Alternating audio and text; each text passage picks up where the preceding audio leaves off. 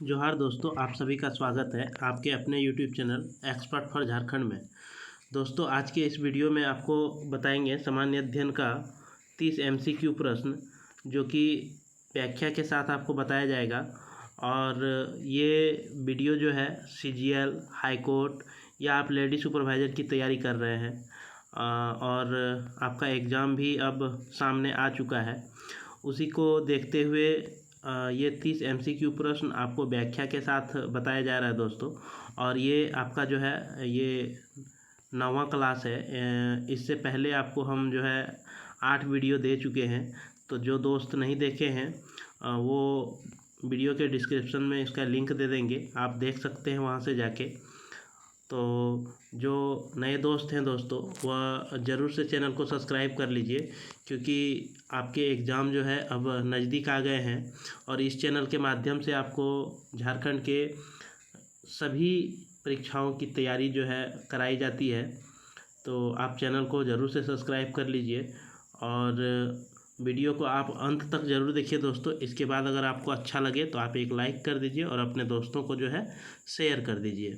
चलिए हम वीडियो शुरू करते हैं और आज के पहला प्रश्न देखते हैं। और एक जानकारी बता दें दोस्तों आपको कि जो लेडी सुपरवाइज़र फॉर्म डाले हैं और उसका एग्ज़ाम डेट जो है जुलाई में एग्ज़ाम होना है आपका लेडी सुपरवाइज़र का, तो उसका आपका रिजेक्शन लिस्ट आ गया है। तो आप अपना रिजेक्शन लिस्ट देख लीजिए कि कहीं आपका फॉर्म तो रिजेक्ट नहीं हो गया है, क्योंकि आपका अगर फॉर्म रिजेक्ट हो जाएगा तो आप एग्ज़ाम में जो है नहीं बैठ पाएंगे। इसलिए आप रिजेक्शन लिस्ट को देख लीजिए, क्योंकि रिजेक्शन लिस्ट जो है आपको आप आयोग के वेबसाइट से डाउनलोड कर सकते हैं, या फिर आप एक्सपर्ट फॉर झारखंड नाम से टेलीग्राम चैनल है, उसमें आपको मिल जाएगा ये रिजेक्शन लिस्ट लेडी सुपरवाइज़र का। और CGL का भी एग्ज़ाम जो है आपका अगस्त में है, उसी को देखते हुए उसी के दृष्टिकोण से ये वीडियो बना रहे हैं दोस्तों। 30 MCQ प्रश्न और काफ़ी महत्वपूर्ण ये प्रश्न हैं आपके एग्ज़ाम के दृष्टिकोण से। तो आज का हम पहला प्रश्न देखते हैं कि श्रीनसर और मानसर झील निम्न में से किस राज्य में अवस्थित है? हिमाचल प्रदेश, जम्मू कश्मीर, उत्तराखंड या असम? तो इसका जो राइट आंसर हो जाएगा वो हो जाएगा आपका जम्मू कश्मीर। और श्रीनसर और मानसर झील को जो है जम्मू कश्मीर में आपका जुड़वा झील के नाम से जाना जाता है, और इसे जो है जम्मू कश्मीर का जो है मुकुट के रूप में भी जाना जाता है दोस्तों। तो इसका ये खासियत है कि ये दोनों जो है जुड़वा झील है। नेक्स्ट प्रश्न देखते हैं हम। नेक्स्ट प्रश्न है आपका कि पुनः सांगछू हाइड्रो प्रोजेक्ट कहाँ अवस्थित है? तिब्बत में, नेपाल में, श्रीलंका में या भूटान में? तो इसका जो राइट आंसर हो जाएगा वो आपका हो जाएगा भूटान। भूटान में जो है आपका पुनासांगछू हाइड्रो प्रोजेक्ट जो है वो भूटान में आपका स्थित है दोस्तों। और ये एक जल विद्युत परियोजना है जो कि आपका पुनासांगछू नदी पर 1200 मेगावाट बिजली जो है ये उत्पादन करता है। आपका 1200 मेगावाट बिजली उत्पादन इससे किया जाता है और ये भूटान में है। और भूटान की आपको राजधानी बता दें तो भूटान की राजधानी क्या है? थिम्पू है। और ये जो है आपका पूर्व में दक्षिण हिमालय में स्थित है दोस्तों।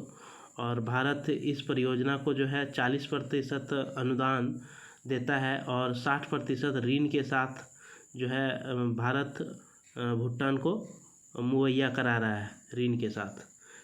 कितना? 60% ऋण के साथ और 40% अनुदान। तो ये आप ज़रूर से याद रखिएगा इस प्रोजेक्ट को, हाइड्रो प्रोजेक्ट। नेक्स्ट प्रश्न देखते हैं। नेक्स्ट प्रश्न है आपका कि धन विधेयक की परिभाषा का प्रावधान संविधान के किस अनुच्छेद में किया गया है? तो अनुच्छेद 117, अनुच्छेद 110, अनुच्छेद 109, अनुच्छेद 108।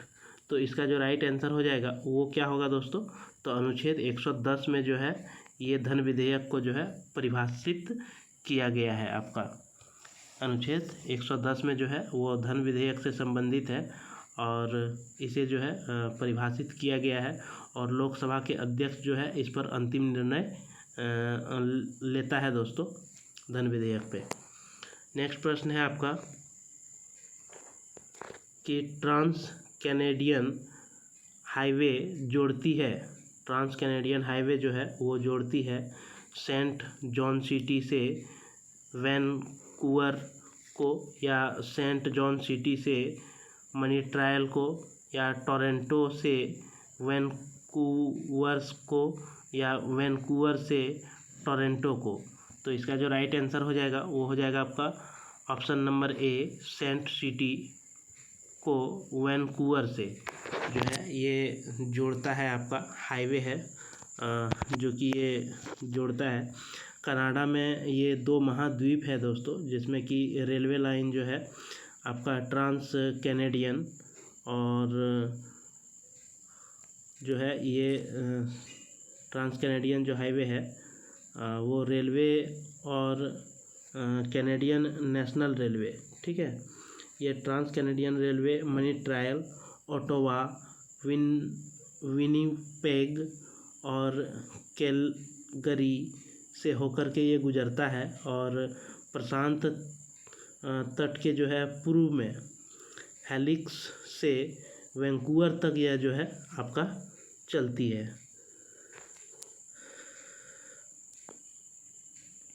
नेक्स्ट प्रश्न देखते हैं। नेक्स्ट प्रश्न है आपका कि जर्मनी और फ्रांस की सीमा रेखा है, जर्मनी और फ्रांस की जो सीमा रेखा है उसे किस नाम से जाना जाता है? हिंडेनबर्ग रेखा, मैगिनॉट रेखा, डुरंड रेखा या ओडनिस रेखा। तो इसका राइट आंसर हो जाएगा मैगिनॉट रेखा। ऑप्शन नंबर आपका 2 जो है ये सही हो जाएगा। मैगिनॉट रेखा जो है ये फ्रांस और जर्मनी के बीच है, एक अंतर्राष्ट्रीय सीमा के रूप में जो है ये कार्य करता है और इसका नाम जो है एंड्रे मैगिनॉट के नाम पर रखा गया था, जो कि 1930 में फ्रांस में रक्षा मंत्री के पद पर ये थे तत्काल। और मैगिनॉट लाइन वास्तव में जो है ये जर्मनी द्वारा आक्रमण को रोकने के लिए 1930 के दशक में फ्रांस द्वारा निर्मित ठोस किलेबंद या बाधाओं हथियार प्रतिष्ठित के लिए जो है ये रेखा बनाया गया था। चलिए नेक्स्ट प्रश्न देखते हैं। नेक्स्ट प्रश्न है आपका कि स्वतंत्रता के बाद भारत में प्रथम औद्योगिक नीति कब घोषित की गई थी? 1969 को, 1977 को, 1956 को या 1948 को।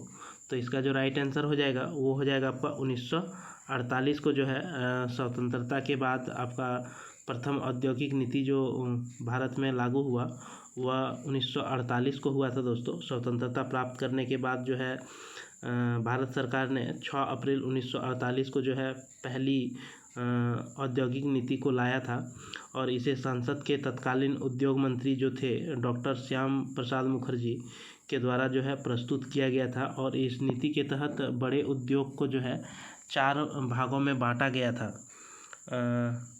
रणनीतिक उद्योग, बुनियादी प्रमुख उद्योग, इसमें जो है महत्वपूर्ण उद्योग था और भी इसमें जो है छोटे छोटे अन्य उद्योगों को शामिल किया गया था। नेक्स्ट प्रश्न देखते हैं। नेक्स्ट प्रश्न है आपका कि भारत में कृष्ण क्रांति किस क्षेत्र से संबंधित है? कृष्ण क्रांति जो है भारत में वह किस क्षेत्र से संबंधित है? लिग्नाइट से, कार्बनिक फर्टिलाइजर से, पेट्रोलियम से या कोयला से?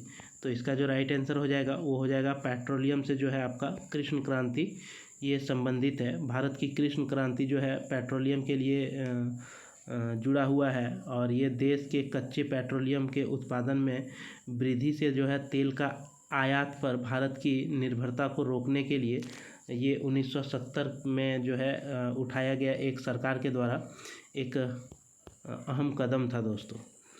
चलिए नेक्स्ट प्रश्न देखते हैं। नेक्स्ट प्रश्न है आपका कि उपभोक्ता मूल्य सूचकांक किस वर्ष शुरू किया गया था? मार्च 2014 को, नवंबर 2010 को, फरवरी 2012 को या नवंबर 2009 को? तो इसका जो राइट आंसर हो जाएगा वो हो जाएगा फरवरी 2012 को। ठीक है, उपभोक्ता मूल्य सूचकांक जो है आपका फरवरी 2012 को जो है ये शुरू किया गया था, और केंद्रीय सांख्यिकी संगठन ने फरवरी 2012 से जो है उपभोक्ता मूल्य सूचकांक के आधार पर जो है मुद्रास्फीति को मापन जो है ये शुरू किया था। और इसे पहली बार जो है आपका 22 फरवरी 2012 को CPI के आधार पर जो है मुद्रास्फीति की दरों को जो है इन्होंने प्रकाशित किया था। और भारत में मुद्रास्फीति का निर्धारण जो है निर्धारण वर्ष जो इन्होंने माना था वह आपका 2004-2005 माना था। ठीक है, इसे आधार वर्ष मान के जो है थोक मूल्य सूचकांक के आधार पर ये उपभोक्ता मूल्य सूचकांक तैयार किया जाता है। चलिए नेक्स्ट प्रश्न देखते हैं। नेक्स्ट प्रश्न है आपका कि ओमान की राजधानी क्या है। ओमान की जो राजधानी है वो क्या है, ओद, मस्कट या दोहा या ना। तो इसका जो राइट आंसर हो जाएगा वो हो जाएगा आपका मास्कट जो है वो ओमान की राजधानी है दोस्तों। और यहाँ का जो है सबसे बड़ा शहर यह पूर्वोत्तर ओमान में स्थित कर्क रेखा क्षेत्र के दक्षिण में गुजरती है, और ये पश्चिम में अल विताना क्षेत्र के मैदानी क्षेत्र और पूरब में आससरकिया क्षेत्र से जो है ये पूरा घिरा हुआ है। चलिए नेक्स्ट प्रश्न देखते हैं। नेक्स्ट प्रश्न है आपका कि भारत में क्रांतिकारी आंदोलन कहाँ से शुरू हुआ था। भारत में सबसे पहले क्रांतिकारी आंदोलन जो शुरू हुआ वो कहाँ से हुआ था, गुजरात से, बिहार से, पंजाब से या महाराष्ट्र से। तो इसका जो राइट आंसर हो जाएगा वो हो जाएगा आपका महाराष्ट्र से। ठीक है, महाराष्ट्र जो है सबसे पहली बार क्रांति भारत में शुरू हुआ था, और इसी महाराष्ट्र को जो है क्रांतिकारी आंदोलन का जन्मदाता भी माना जाता है।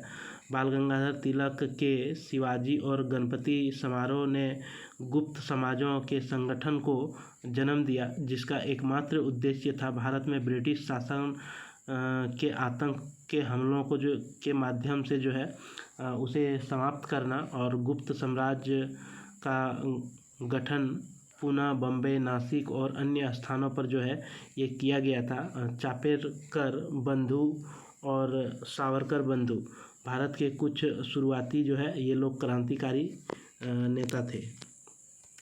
नेक्स्ट प्रश्न देखते हैं हम। नेक्स्ट प्रश्न है कि चित्रकूट जलप्रपात भारत के किस राज्य में स्थित है, झारखंड में, उत्तराखंड में, छत्तीसगढ़ में या मेघालय में। तो इसका जो राइट आंसर हो जाएगा वो हो जाएगा आपका छत्तीसगढ़। चित्रकूट जो जलप्रपात है दोस्तों ये छत्तीसगढ़ में आपका पड़ता है, और भारत का नियाग्रा कहे जाने वाले जलप्रपात को जो है ये चित्रकूट गोदावरी नदी का जो सहायक नदी है इंद्रावती, इसी के ऊपर ये अवस्थित है।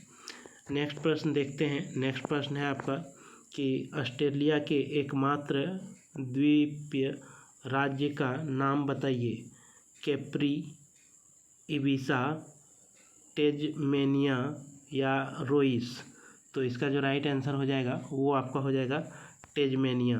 ठीक है, ऑस्ट्रेलिया का एकमात्र द्वीपीय राज्य जो है वो आपका टेजमेनिया है दोस्तों।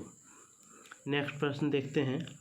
नेक्स्ट प्रश्न है कि नीलम संजीव रेड्डी के कार्यकाल के बाद भारत के राष्ट्रपति कौन बने थे। फारुखुद्दीन अली अहमद, वराहगिरी वेंकटगिरी या ज्ञानी जेल सिंह मोहम्मद हिदायुल्लाह। तो इसका जो राइट आंसर हो जाएगा वो आपका हो जाएगा ज्ञानी जेल सिंह जो है ये नीलम संजीव रेड्डी के बाद जो है भारत के राष्ट्रपति बने थे। और आपको हम बता दें दोस्तों, नीलम संजीव रेड्डी का जो कार्यकाल के बाद आपका ज्ञानी जेल सिंह जो बना था, इसका जो कार्यकाल था वो 25 जुलाई 1982, ठीक है, 25 जुलाई 1982 से 25 जुलाई 1987 तक था। 1987 तक ये भारत के राष्ट्रपति रहे थे। चलिए नेक्स्ट प्रश्न देखते हैं। नेक्स्ट प्रश्न है आपका कि मुग़ल सम्राट जहांगीर ने खाली जगह में शालीमार बाग का निर्माण कराया था। तो इसका जो राइट आंसर होगा दोस्तों वो क्या हो जाएगा, दिल्ली, बलूचिस्तान, अवध या कश्मीर। तो इसका राइट आंसर आपका हो जाएगा कश्मीर में। ठीक है, मुग़ल सम्राट जहांगीर जो है वो श्रीनगर कश्मीर में जो है ये शालीमार बाग का निर्माण किया था, और इसे जहांगीर ने अपनी पत्नी मेहरुन्निसा के लिए जो है बनवाया था, जिसे नूरजहां की उपाधि भी दी गई है। नेक्स्ट प्रश्न देखते हैं। नेक्स्ट प्रश्न है आपका कि वार्षिक भारतीय शास्त्रीय संगीत समारोह सवाई गंधर्व भीमसेन महोत्सव खाली जगह में आयोजित किया जाता है, पुणे में, मैसूरू में या कानपुर या उदयपुर में। तो इसका जो राइट आंसर हो जाएगा वो हो जाएगा आपका पुणे में। ठीक है, पुणे में आपका भारतीय शास्त्रीय संगीत समारोह का जो है वो आयोजन किया जाता है, जिसका नाम है सवाई गंधर्व भीमसेन। ठीक है, इस महोत्सव का आपका नाम है दोस्तों, और ये आपका शुरुआत हुआ था 1953 में। ठीक है, 1953 में पुणे में हुआ था। चलिए नेक्स्ट प्रश्न देखते हैं। नेक्स्ट प्रश्न है आपका कि पटनवाड़ी एक भेड़ की नस्ल है जो होजियारी ऊन की गुणवत्ता के लिए जानी जाती है, खाली जगह की है, महाराष्ट्र की, असम की, केरल की या गुजरात की। तो इसका राइट आंसर जो हो जाएगा वो आपका हो जाएगा गुजरात। ठीक है, पटनवाड़ी गुजरात की 372 कारपेट ऊन नस्लों में से एक है, जो 2 अन्य मारवाड़ी और डुम्बा है। इसे देसी, कच्छी, काठियावाड़ी, वधियारी और चारोतारी भी कहा जाता है।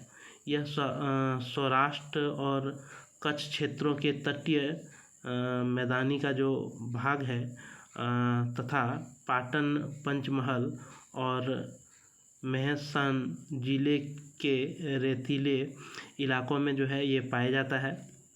और पटनवाड़ी भेड़ के ऊन नरम होते हैं दोस्तों, और होजरी में इनका उपयोग जो है वो सबसे ज़्यादा किया जाता है। नेक्स्ट प्रश्न देखते हैं हम। नेक्स्ट प्रश्न है आपका कि गांधी के बाद भारत एक पुस्तक खाली जगह द्वारा लिखा गया था, बिपिन चंद्र के द्वारा, रामचंद्र गुहा के द्वारा, उपेंद्र सिंह या सतीश चंद्र के द्वारा।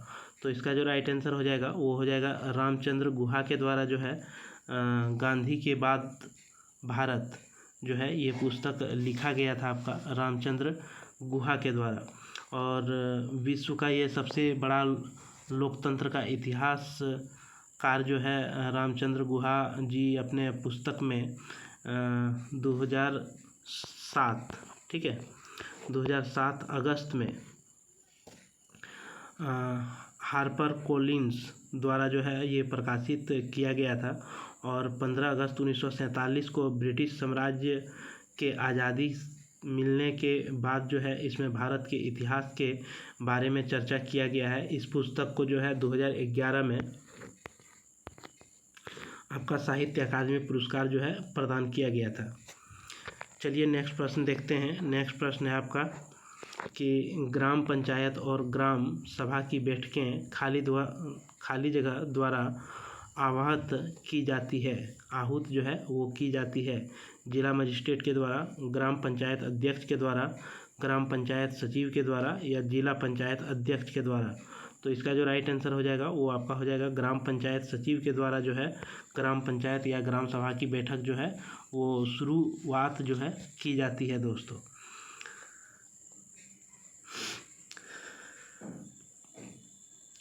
और ग्राम पंचायत की जो बैठक होती है और कार्यवाही उसका जो है रिकॉर्ड जो है रखा जाता है आपके सचिव के द्वारा। चलिए नेक्स्ट प्रश्न देखते हैं। नेक्स्ट प्रश्न है आपका कि निम्नलिखित में से कौन सा एक सौरमंडल का भाग नहीं है, क्षुद्र ग्रह, उल्कापिंड, चंद्रमा या उपयुक्त में से कोई नहीं। तो इसका जो राइट आंसर हो जाएगा वो आपका हो जाएगा ऑप्शन नंबर डी, उपयुक्त में से कोई नहीं। ये जो है सौरमंडल का आपका भाग नहीं है दोस्तों। जितने भी ऑप्शन दिए हुए हैं, क्षुद्र ग्रह भी आपका नहीं है, उल्कापिंड भी नहीं है और चंद्रमा भी जो है ये आपका सौरमंडल के भाग नहीं है। तो सौरमंडल के भाग कौन होते हैं दोस्तों?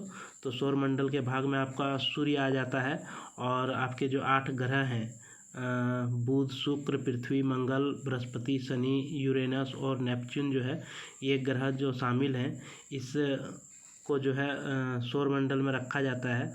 और इसमें ग्रहों के जो उपग्रह हैं या फिर कई धूमकेतु या क्षुद्र ग्रह उल्का पिंड जो है उसको जो है सौरमंडल में शामिल नहीं किया जाता है। चलिए नेक्स्ट प्रश्न देखते हैं। नेक्स्ट प्रश्न है, सूर्य और पृथ्वी के बीच जो है मध्य अंतर आपका है मध्य अंतर 1 AU, 0.5 AU या फिर 0.25 AU या 0.75 AU। तो इसका जो राइट आंसर होगा वो क्या हो जाएगा? तो आपका हो जाएगा ऑप्शन नंबर 1 1 AU। ठीक है।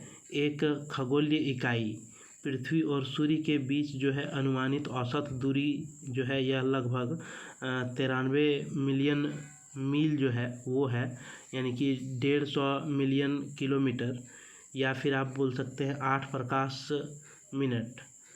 एक खगोलीय इकाई जो है आपका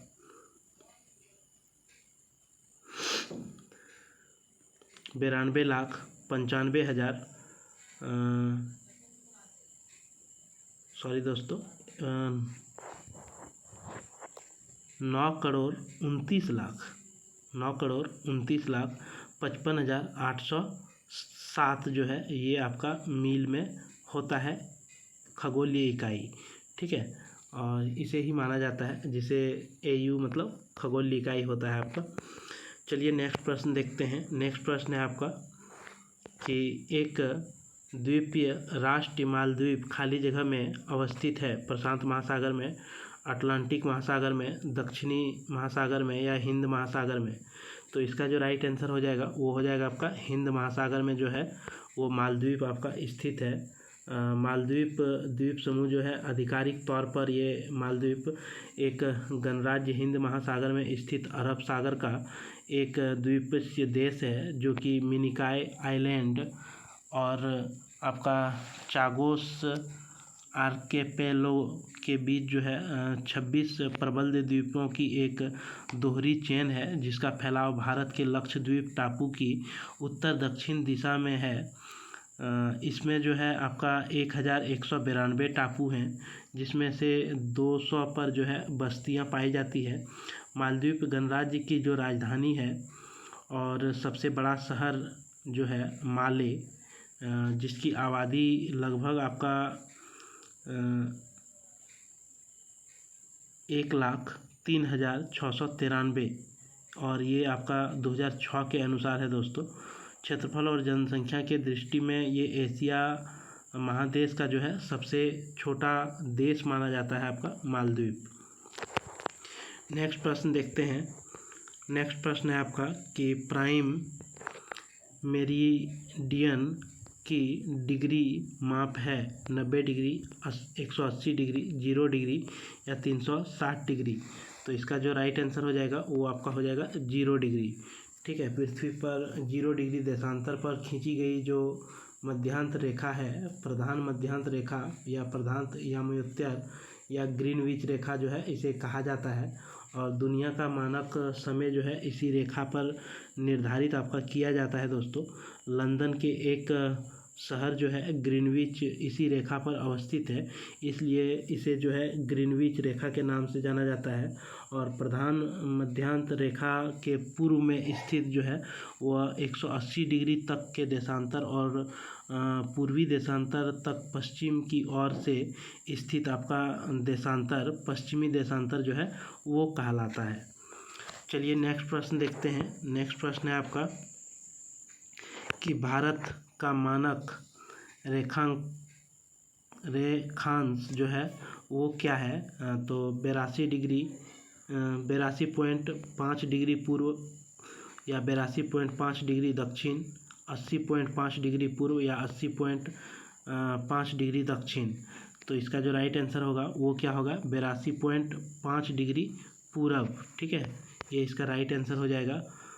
आपका 82 डिग्री 30 मिनट जो है ये पूर्वी रेखांश भारत के मानक समय के रूप में जो है वो लिया गया है। कितना? तो 82°30। ठीक है, ये भारत के मध्य जो है आपका उत्तर प्रदेश में मिर्ज़ापुर शहर से जो है ये गुजरता है, और ये आपका GMT के 5.5 घंटे पहले देश के लिए जो है टाइम जोन के अनुरूप इसे आपका 1905 में जो है वो ब्रिटिश सरकार के द्वारा अपनाया गया था। नेक्स्ट प्रश्न देखते हैं। नेक्स्ट प्रश्न है आपका दोस्तों कि विश्व की सबसे लंबी पर्वतीय श्रेणी खाली जगह में पाई जाती है। विश्व की जो है सबसे लंबा जो है पर्वत श्रेणी वह कहाँ पाई जाती है? हिमालय में, या अल्पस में, रॉकी में, या एंडीज में? तो इसका जो राइट आंसर होगा वो आपका हो जाएगा एंडीज। ठीक है, विश्व का सबसे लंबा पर्वत श्रेणी आपका एंडीज में पाया जाता है दोस्तों। और आपका एंडीज जो है ये लगभग 7000 किलोमीटर में फैला हुआ है, और ये पर्वत महाद्वीप के पश्चिमी तट के साथ दक्षिणी अमेरिका के दक्षिण से 7 देशों Venezuela, Colombia, Ecuador, Peru, Bolivia, Chile और अर्जेंटीना तक जो है ये फैला हुआ है। चलिए नेक्स्ट प्रश्न देखते हैं हम। नेक्स्ट प्रश्न है आपका कि निम्नलिखित में से किस महाद्वीप से कर्क रेखा, भूमध्य रेखा और मकर रेखा गुजरती है? ऑस्ट्रेलिया से, एशिया से, अफ्रीका से, या दक्षिण अमेरिका से? तो इसका जो राइट आंसर होगा वो क्या हो जाएगा दोस्तों? तो अफ्रीका से। ठीक है, अफ्रीका से आपका कौन कौन रेखा गुजरती है? तो कर्क रेखा भी गुजरती है, भूमध्य रेखा भी गुजरती है, और मकर रेखा भी गुजरती है। और ये तीनों रेखा जो गुजरती है वो आपका अफ्रीका महाद्वीप से गुजरती है दोस्तों, जो कि आपका उत्तर और दक्षिण में 23.5 अक्षांश पर स्थित है। और भूमध्य रेखा जो है आपका 0 अक्षांश पर स्थित होता है, और ये तीनों रेखाएं जो है अफ्रीका से जो है आपका गुजरता है। चलिए नेक्स्ट प्रश्न देखते हैं। नेक्स्ट प्रश्न है आपका कि निम्नलिखित में से कौन सा वलित पर्वतों का एक उदाहरण है? हिमालय, अरावली, यूराल, या उपयुक्त सभी? तो इसका जो राइट आंसर हो जाएगा दोस्तों वह हो जाएगा आपका उपयुक्त सभी। ये हिमालय, अरावली और यूराल जो है ये सभी जो है आपके वलित पर्वत का एक उदाहरण है, क्योंकि धरती की सतह पर जो है सबसे ऊंचे पर्वत आपका मोड़दार पर्वत है, जो कि आपका हिमालय, यूरोप के अल्पस, उत्तरी अमेरिका की रॉकीज और दक्षिण अमेरिका के एंडीज सभी मोड़दार पर्वत के एक उदाहरण है। और यूराल, एप्लेसिया और टिएन शान प्राचीन मोड़दार पर्वत के उदाहरण आपके माने जाते हैं, जो कि भारत का अरावली पर्वत दुनिया का सबसे पुराना जो है आपका ये मोड़दार पर्वत है दोस्तों। चलिए नेक्स्ट प्रश्न देखते हैं हम। नेक्स्ट प्रश्न है आपका कि निम्नलिखित में से कौन से वन मानसूनी वन कहलाते हैं? वर्षा वन, भूमध्य रेखीय वन, या पर्णपाती वन, या पर्वतीय वन? तो इसका जो राइट आंसर हो जाएगा वो आपका क्या हो जाएगा? पर्णपाती वन जो है इसे मानसूनी वन भी कहा जाता है। उष्णकटिबंधीय वर्षा वन एक ऐसे क्षेत्र होते हैं जो कि आपका भूमध्य रेखा के दक्षिण या उत्तर में लगभग 28 डिग्री के भीतर जो है ये होता है, और एशिया, ऑस्ट्रेलिया, अफ्रीका, दक्षिण अमेरिका, मध्य अमेरिका या मैक्सिको प्रशांत महासागर द्वीप में जो है ये पाए जाते हैं। और विश्व वन्य जीव जो है निधि के बायोम वर्गीकरण के भीतर जो है उष्णकटिबंधीय वर्षा वन को उष्णकटिबंधीय आर्द्र वन का एक प्रकार माना जाता है, और इसे जो है आपका विश्वव्यापी सदाबहार तराइन वन के रूप में भी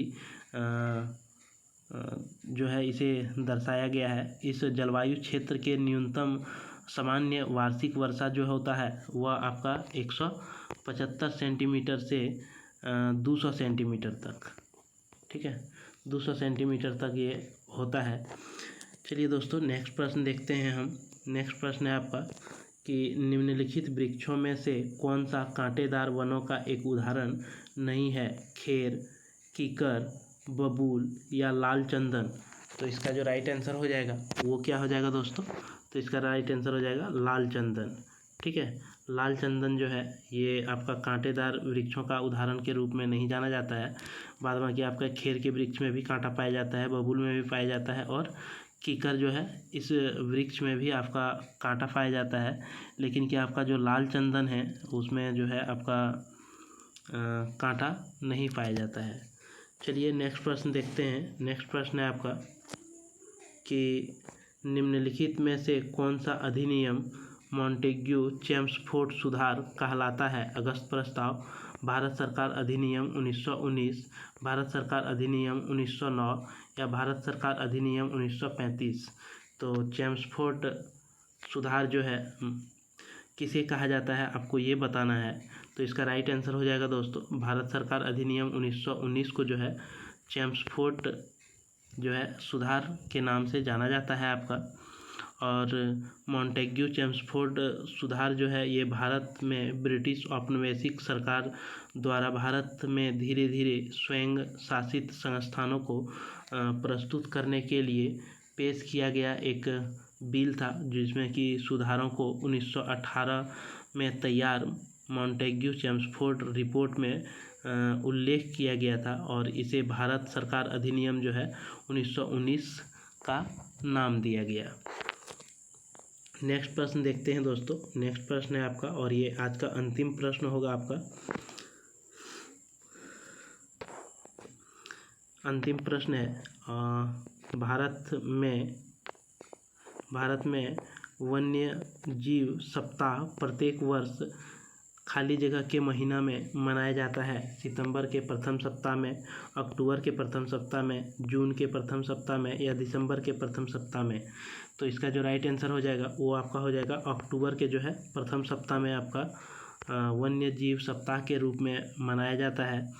और वन्य जीव सप्ताह में प्रत्येक वर्ष जो है 2 से 8 अक्टूबर तक मनाया जाता है, और इस अभियान का मुख्य लक्ष्य जो है वो जीव जंतुओं के संरक्षण को बढ़ावा देना है दोस्तों।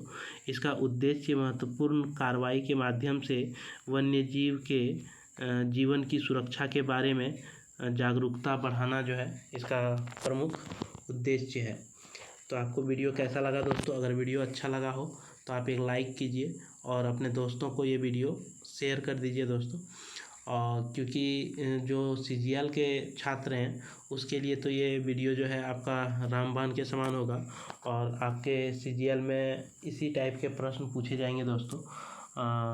इसमें से आपका ना तो इजी लेवल पूछा जाएगा और ना ही बहुत ज़्यादा हार्ड पूछा जाएगा दोस्तों। केवल मॉडरेट प्रश्न पूछे जाएंगे, जो कि आपको ये जितने भी हम महत्वपूर्ण 30 MCQ प्रश्न कराए इसमें केवल मॉडरेट प्रश्नों को ही शामिल किया गया था। आप अगर चाहें तो इसे आसानी से आंसर कर भी सकते थे दोस्तों। तो चलिए आपको वीडियो कैसा लगा, और जो नए दोस्त देख रहे हैं उसे हम बताना चाहेंगे कि आप इस चैनल को ज़रूर से सब्सक्राइब कर लीजिए, क्योंकि झारखंड में आगामी जितनी भी परीक्षाएं हैं उन सभी परीक्षाओं को दृष्टिकोण से आपको इस चैनल के माध्यम से जो है वीडियो दिया जाएगा दोस्तों। तो आपको जो है इस चैनल से काफ़ी ज़्यादा हेल्प होने वाला है, तो इसलिए आप चैनल को जो है ज़रूर से सब्सक्राइब कर लीजिए। और चलिए फिर हम नेक्स्ट वीडियो में आपसे मिलते हैं। तब तक के लिए मेरे तरफ से जोहार, धन्यवाद, जय झारखंड, जोहार झारखंड।